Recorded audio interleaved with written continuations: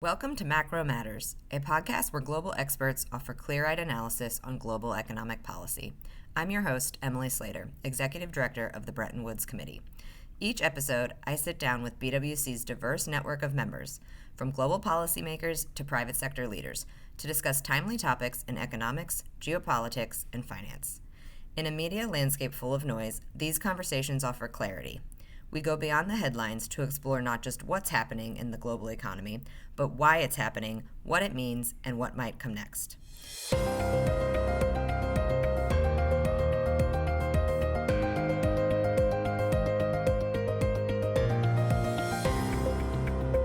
Well, welcome and thank you both for joining us today, and welcome to all of our listeners. Welcome to this latest episode of our new BWC podcast. And the question that we're answering today on this episode of the podcast is, does the IMF have a seat at the big kids table?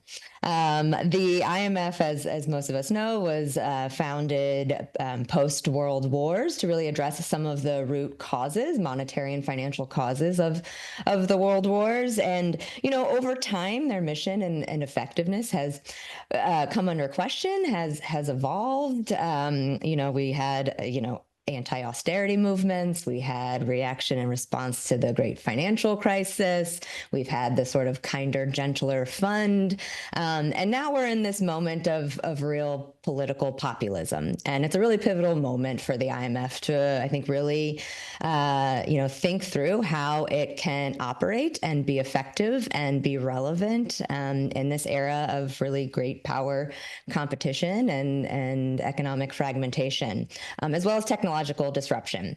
So we're really here today to unpack some of this and to talk to our two experts here from BWC's own network on really what the future of the fund should be.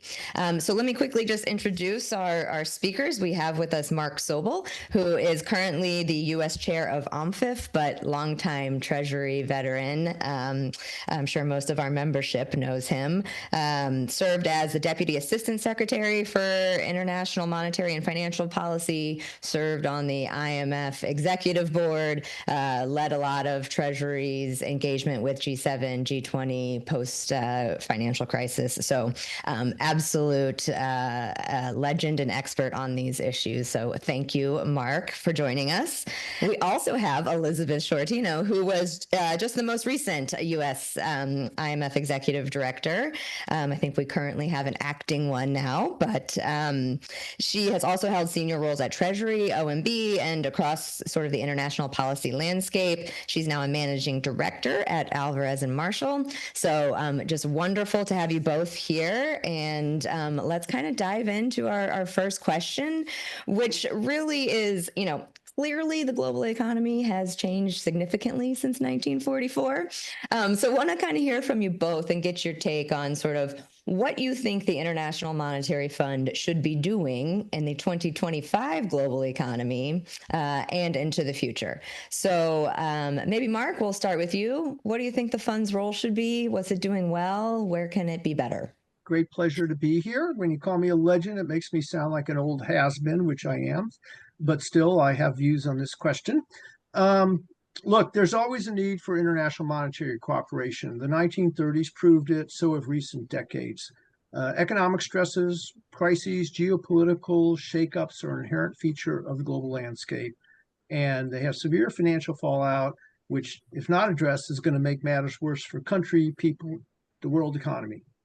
In the bigger scheme of things, the fund has evolved in response to change, but it's adhered fairly well to its mandate of promoting economic and financial stability. So we saw that in the 70s when the fund helped overcome the Bretton Woods collapse and recycle oil surpluses. We saw it in the 80s with Latin debt crises. We saw it in the 90s with the Asia financial crisis, the collapse of the Iron Curtain, low-income country problems. We saw it with the global financial crisis and the pandemic. So the world is the fund. So the fund is the world's first responder.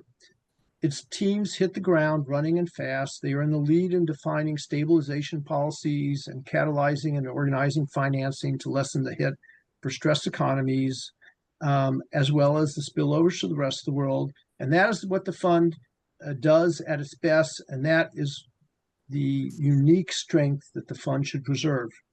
They offer technical assistance, very good. They offer surveillance, global public good. There's countless economists in the US and emerging markets and major advanced economies that can analyze economic developments with the best of them. And sometimes in lower income countries and low income countries, fund surveillance is really the only game in town.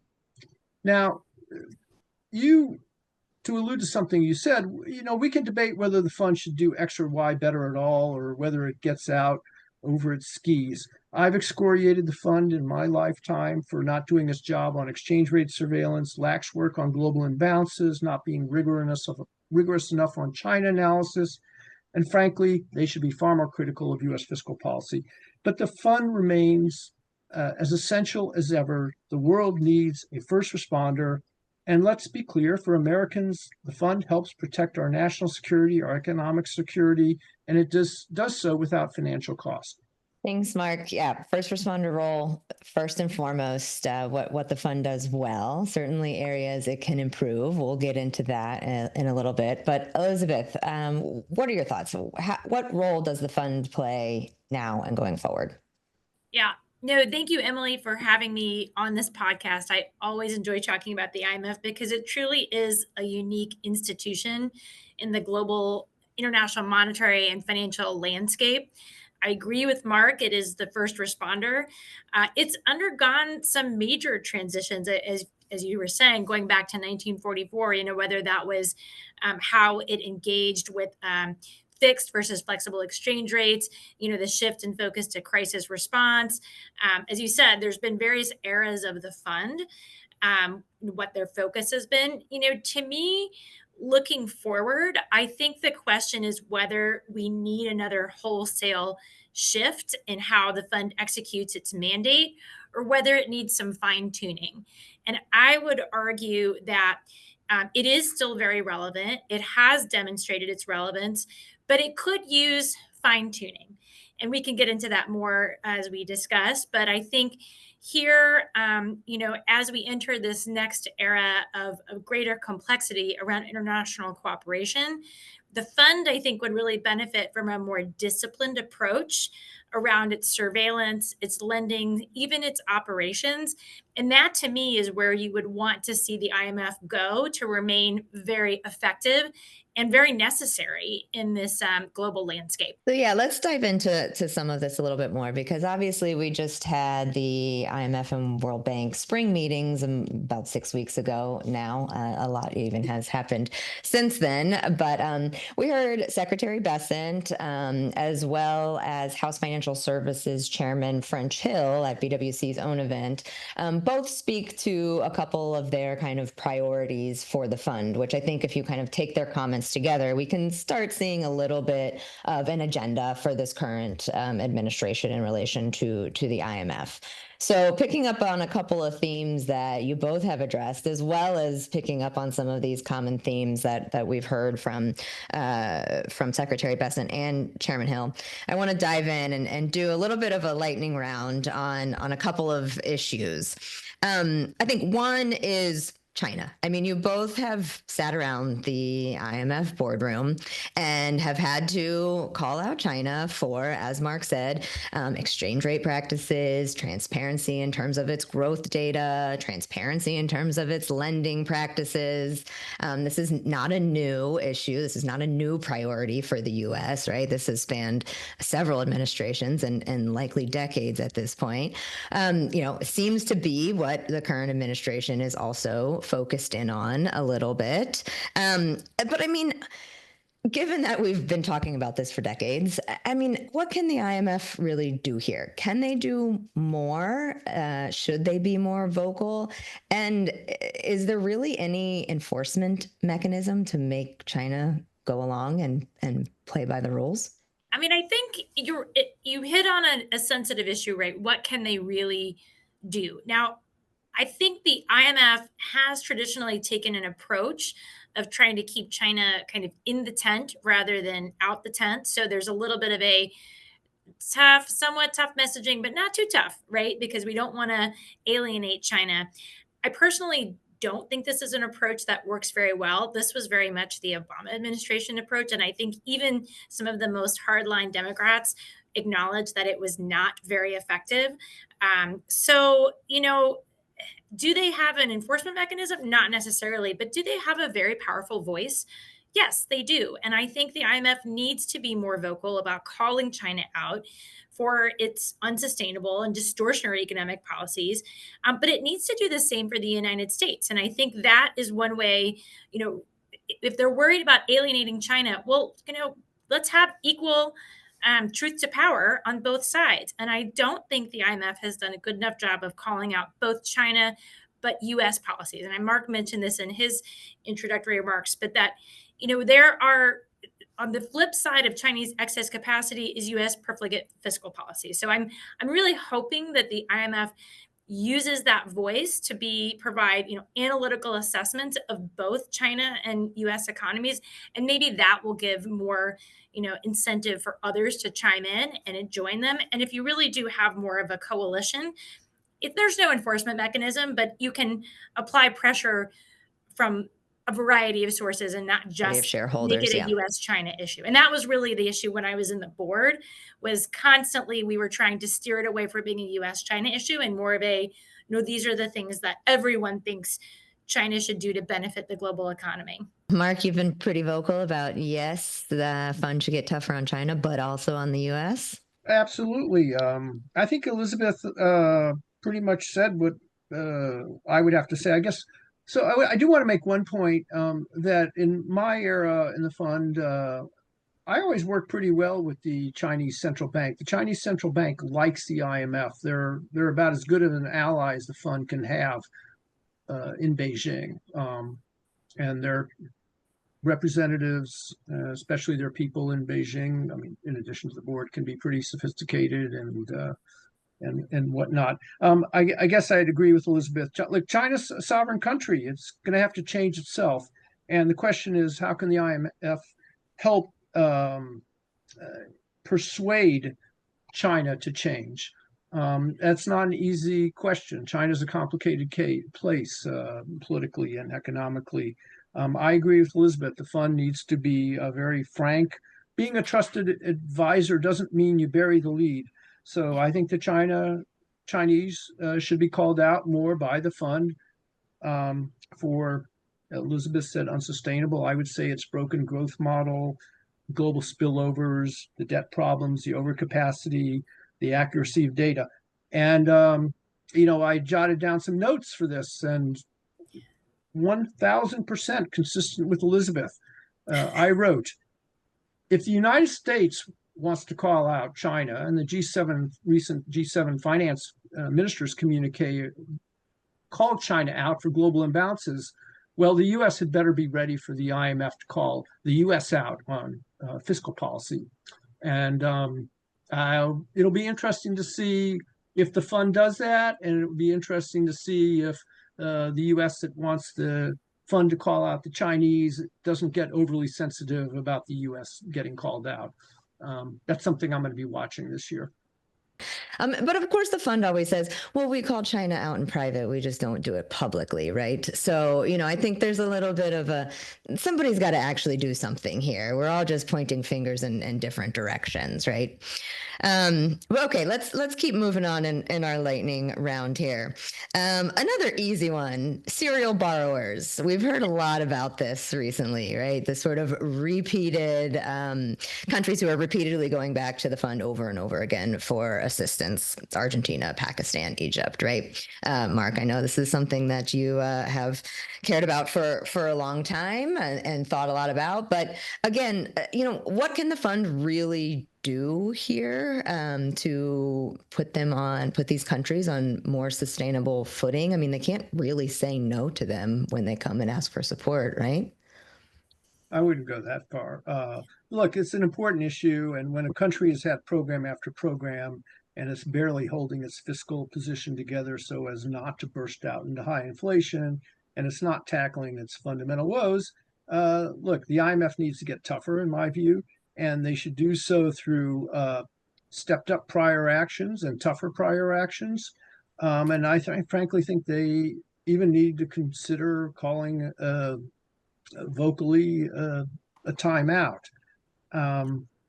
Now, having said that, and having heard tough talk about this for years, especially from some in Congress, in my experience, what happens is that when Republicans or Democrats are actually in power and they realize or believe that their tough love might mean stopping help for countries that are allies or countries that are helping out the United States in key international issues, or that the action could generate geopolitical tensions or severe turmoil in the country, the officials tend to quickly change their minds. So I Sure, think we it's just saw another Argentina package, right? um, yeah, well, let's not get into Argentina. Argentina has been a thorn in my side my entire career. But I think what the Argentines have done lately in terms of adjustment, in terms of the massive fiscal adjustment, monetary policy adjustment, they're trying to liberalize economy. They should be building up reserves. They're not. They need more exchange rate flexibility.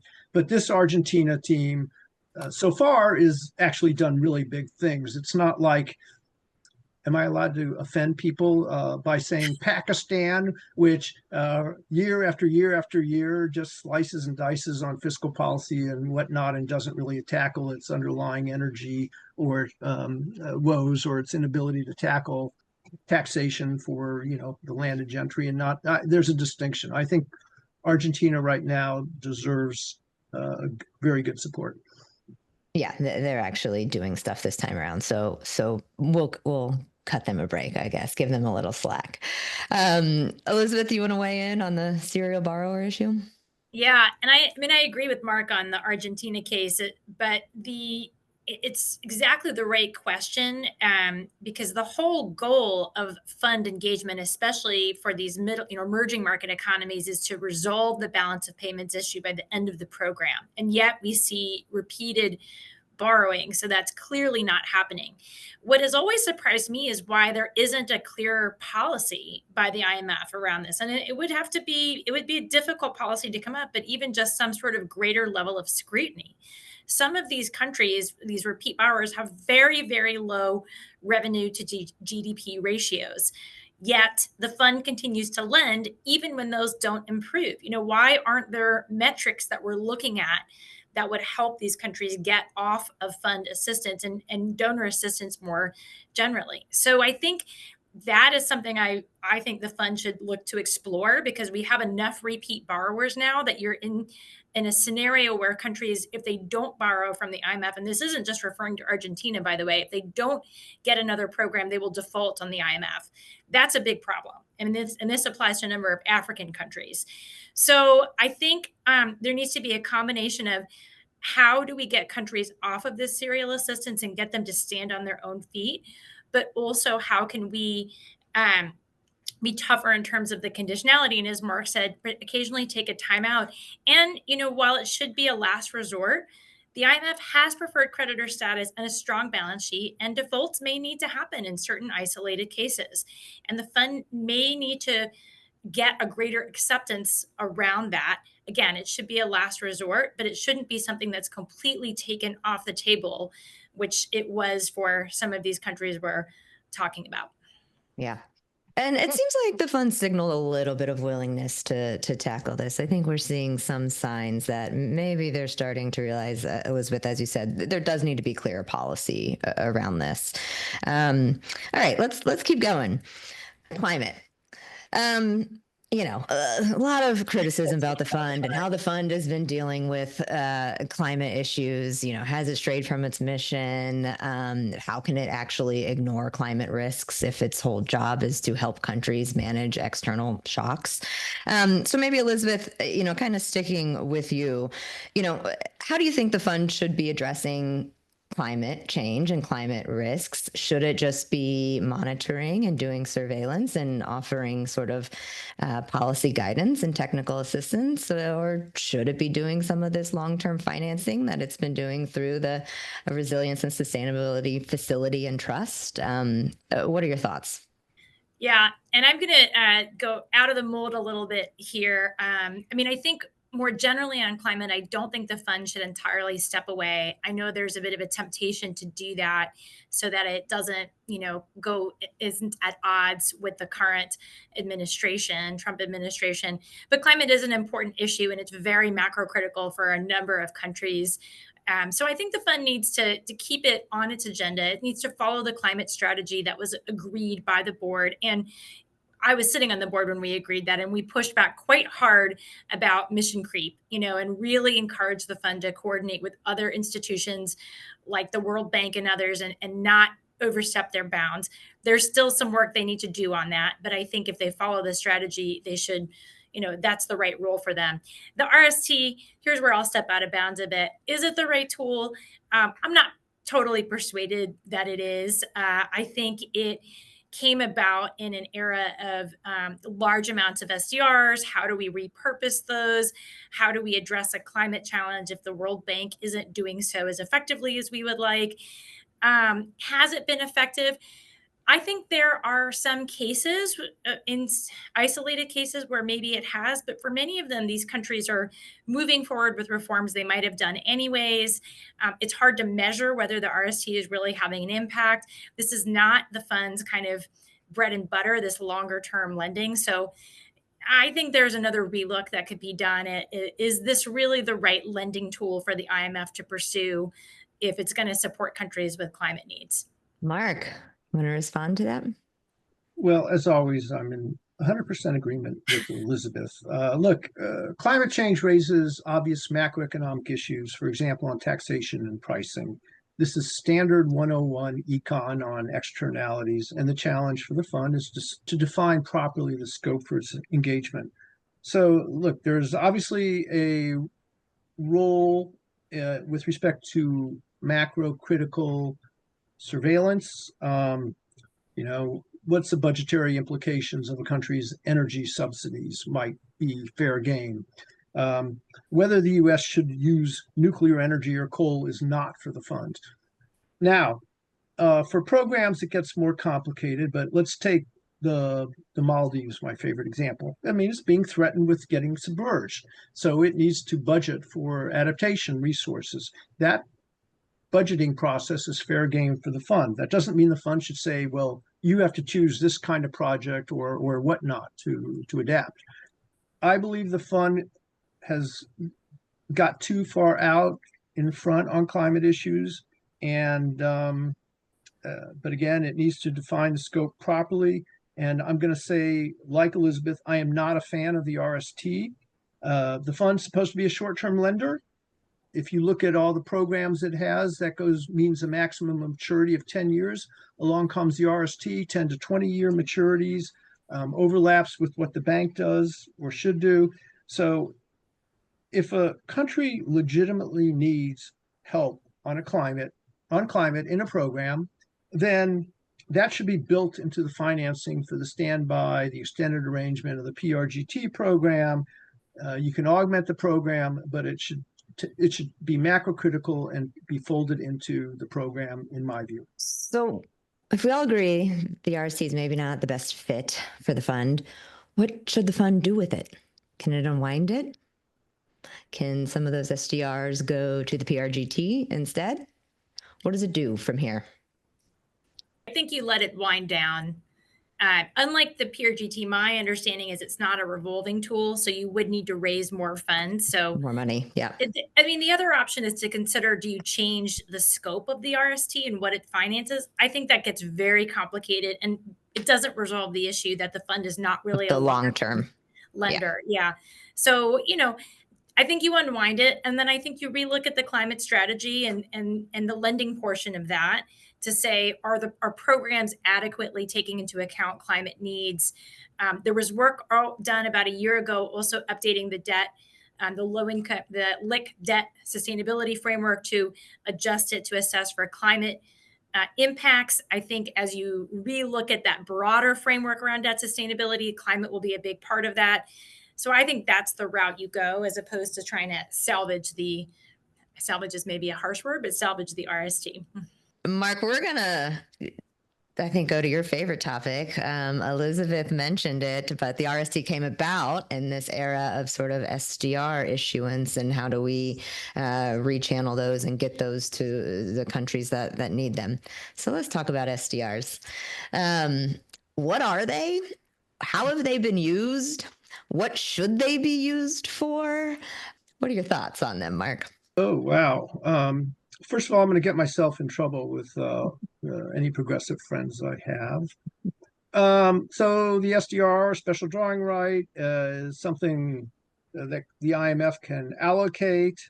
It's a reserve asset on countries' books, and it can be mobilized within official channels, IMF channels, to act as a source of financing. It came about in the late 60s. There were, after some initial allocations, nothing happened until the global financial crisis and then the pandemic. So basically, what is it? An SDR allocation, according to the IMF articles, should meet a long-term global need to supplement existing reserve assets. So those are the words of the IMF in the articles. So there's nothing in there about development finance or generating resources that can't be mobilized through domestic budgetary process. And there's nothing in there about rechanneling them. Now, a specific country may have liquidity needs, perhaps because it's not adjusting. But given the presence of large private capital markets and other financing flows, it's hard in normal times to argue that there can be a long-term global need for more reserve assets, especially given all the excess reserve accumulation we saw a decade ago. Now, the case can be made in severe shocks, such as the global financial crisis or the pandemic, that there's a liquidity need at that time. I would say that by the time the allocations in those cases was decided and made, the liquidity crisis no longer existed. SDRs are an awkward instrument. They're allocated according to quota shares, which they should be. The vast bulk go to countries with little use for them. And because of that little use, people strain their brains to come up with these rechanneling mechanisms. And because they're unconditional, some countries may use them to avoid necessary adjustment. They're assessed a market interest rate, so they add to countries' debt loads.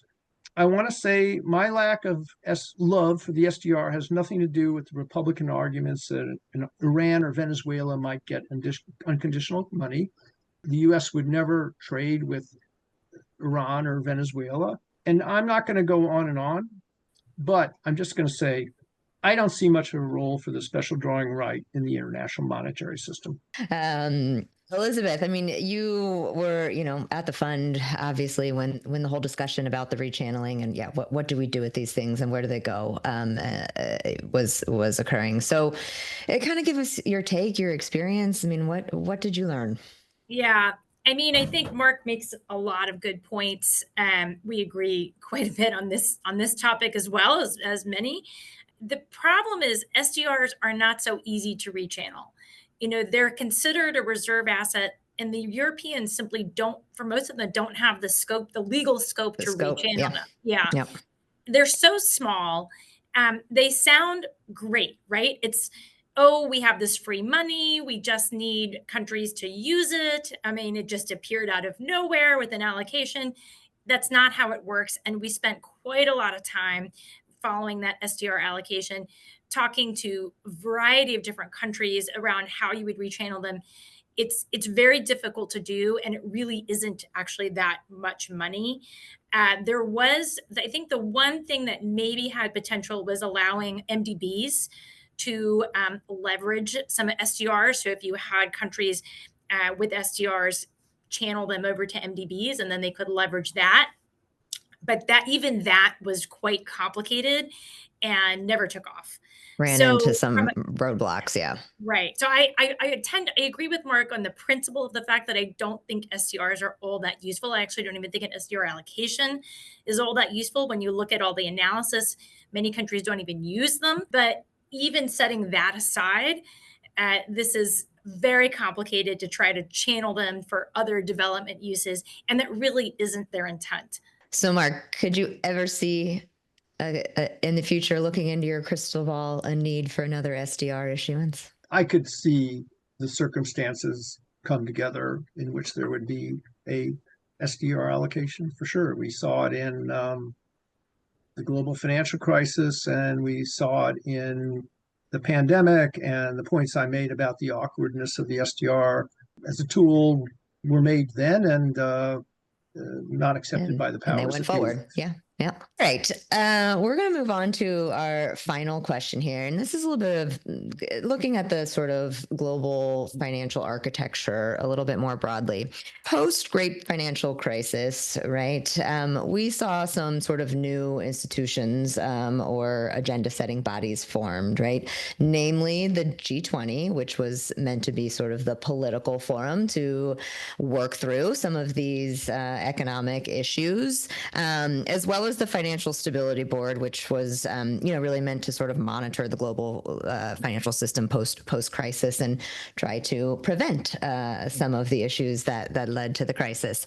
So my question to you both is, with the creation of some of these bodies and institutions that were meant to kind of fill perceived gaps in the architecture, have they kind of chipped away at the fund's role in the financial architecture? I mean, one could argue that the IMF should have been sort of performing both of the functions of the G20 and the FSB. So has the IMF kind of been relegated to the little kids table at Thanksgiving dinner, and other organizations superseded it? And does the political climate now maybe lend itself to a little bit of a resurgence of the IMF and its role going forward? So I've long heard the G20 and the FSB undermine the IMF, or that the fund has legitimacy due to its universal membership, while the FSB and the G20 don't. I categorically reject those views. So, look, I played a not insubstantial role in beefing up the G20 leaders process and the FSB in the wake of the GFC. And by the way, the G20 finance process started in 2000, so there was a G20 process going on.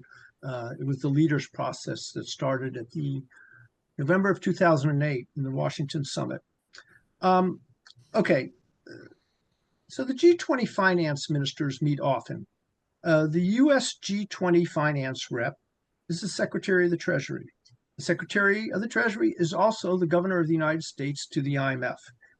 Elizabeth and I came out of the Treasury. We worked for the Secretary, and we carried out his or her responsibilities, instructions. So why is there an alleged inconsistency between the G20 and the IMF? For the US chair, I can assure you there is no inconsistency whatsoever. Now, let's turn to the FSB. We needed to strengthen financial regulation after the global financial crisis. So let's take capital standards, right? Hugely complicated. For example, you need to have defined risk weights. You need to supervise bank models and the like. This is the job of technical experts at the Fed, the FDIC, and the OCC for America. Their representatives meet with international counterparts in the Basel Committee. That committee has a seat at the FSB, as does the IMF. Let's take securities law. That's in the SEC's domain. The SEC attends the FSB. It's also a member in IOSCO, which is the appropriate standard-setting body for securities matters. So why would the fund be in charge of global cooperation on capital standards and securities laws, areas where it doesn't have primacy? And as brilliant as Elizabeth is, she probably wasn't the best person to have a good back and forth with the IMF staff about these issues in the IMF Executive Board, notwithstanding her brilliance. So, no, FSB and G20 membership isn't universal like the funds, but we urge the FSB to create regional outreach bodies, and it did. And the G20 represents 85% of global GDP and has various outreach channels. And not to be unfair, it's a fact of life that the US is going to exert more global sway than Eswatini, for example. No insult to Eswatini intended. So the IMF, the G20, and the FSB work toward consistent three aims. All three partake in the other's key activities. There is a role for each of them at the adults table. So I agree with Mark that these are complementary institutions, and I will grant Mark that I am not the best person, nor are most executive board members, to review standards around financial stability. So I 100% agree on that. I maybe disagree a little bit based on my experience at Treasury on G7 and G20 after Mark. I don't think G20 is that productive, to be honest. I think the whole process has kind of spun out of control. We tried to rein it in the first Trump administration.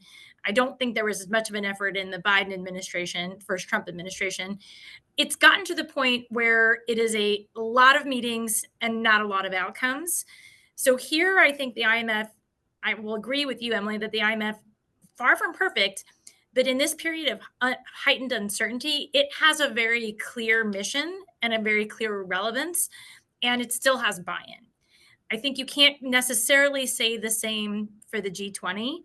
So the FSB is maybe a different topic because it has a different set of issues that it covers, and certainly G20 has a broader set of issues.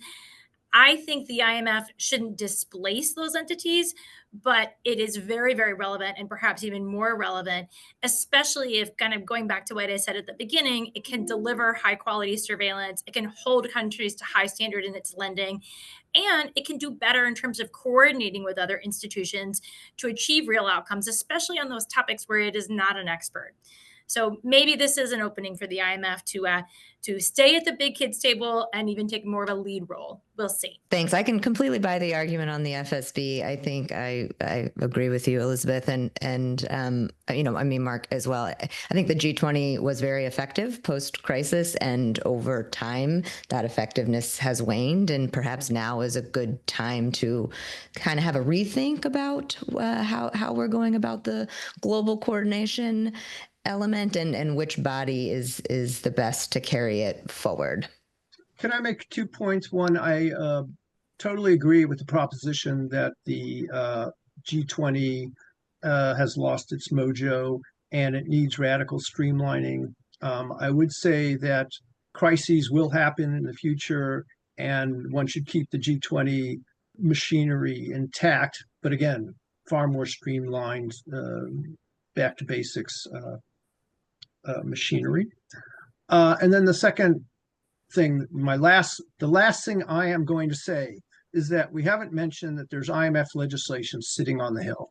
Yeah. And it would raise quotas, reduce the new arrangements to borrow and bilateral lending facilities.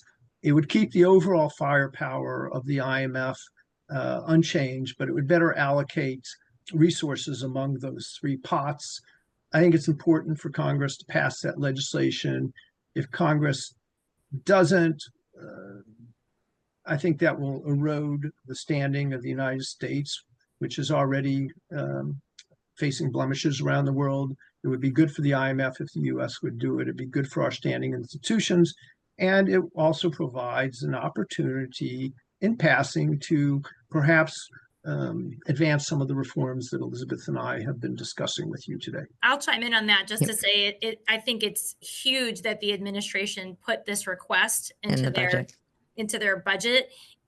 But I also think the IMF needs to do its part, and it needs to respond to some of what Secretary Bessent laid out, which are all reasonable suggestions and potential reforms.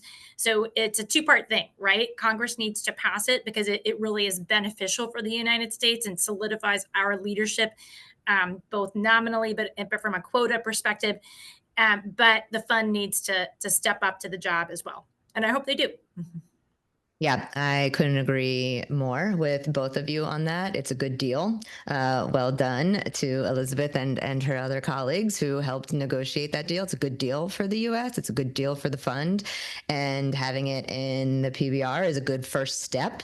And now both Congress and the IMF need to do their part as well. All right. I think we've covered it all. I want to thank you both for joining today. Excellent conversation. I think we tackled all of the thorny issues and, really hope that some of these ideas will get taken up. I do think in this current environment, there's a bit of a willingness to rethink some of these tricky, sticky issues. So thank you both for joining. Thank you for being a part of the BWC community. We rely and thrive on people like you. We couldn't do what we do as a network and an organization without your participation. So thanks to you both. Really appreciate you.